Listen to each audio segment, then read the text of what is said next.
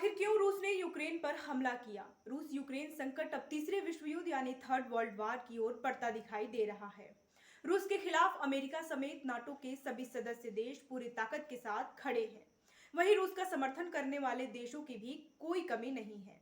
Ukraine के समर्थन में अमेरिका, ब्रिटेन, जापान समेत कई देशों ने तो कठोर प्रतिबंधों की झड़ी लगा दी है।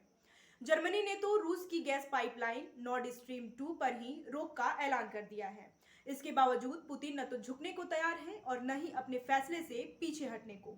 इसके इतर रूस ने तो यूक्रेन के 2 इलाकों को स्वतंत्र देश की मान्यता तक दे दी है। खुद व्लादिमीर पुतिन ने प्रेस कॉन्फ्रेंस कर यूक्रेन पर रूसी भाषी लोगों के नरसंहार करने का आरोप लगाया है। उन्होंने यह भी मांग की है कि यूक्रेन को खुद को सैन्यीकरण करने से रोकना चाहिए। ऐसे में सवाल उठता है कि यूक्रेन की पूरी कहानी क्या है और व्लादिमीर पुतिन इस छोटे से देश को कुचलना क्यों चाहते हैं।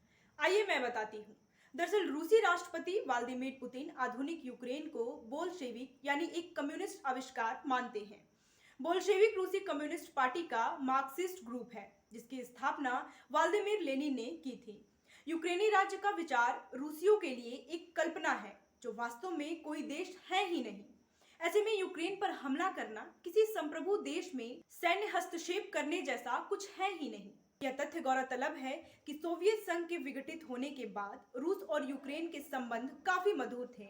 यूक्रेन की विदेश नीति पर रूस का गहरा प्रभाव था। यूक्रेन की सरकार भी रूसी शासन के आदेश पर ही काम करती थी, लेकिन बिगड़ती अर्थव्यवस्था, बढ़ती महंगाई और अल्पसंख्यक रूसी भाषी लोगों के बहुसंख्यक यूक्रेनी लोगों पर शासन ने विद्रोह की चिंगारी सुलगा दी। 2014 में यूक्रेनी लोगों के विद्रोह ने संसद को अपने रूसी समर्थक राष्ट्रपति विक्टर यानुकोविच को हटाने के लिए बाध्य कर दिया।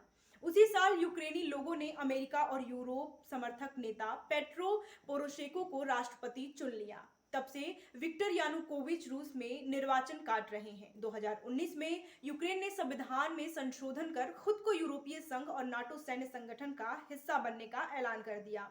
बस यही बात रूस को नागवार गुजरी और उसे लगने लगा कि यूक्रेन उनके लिए भविष्य में खतरा बन सकता है।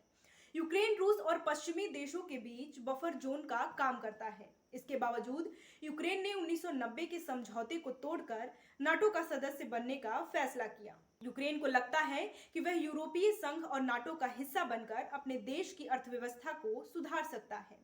वहीं रूस को डर है कि अगर यूक्रेन नाटो का सदस्य बन गया तो दुश्मन देशों की पहुंच उसकी सीमा तक हो जाएगी। दूसरी दलील यह है कि पूर्वी यूक्रेन कोयले और लोहे से समृद्ध इलाका है। यहाँ की भूमि भी काफी उपजाऊ है। पुतिन की नजर पूर्वी यूक्रेन के खदानों पर भी है।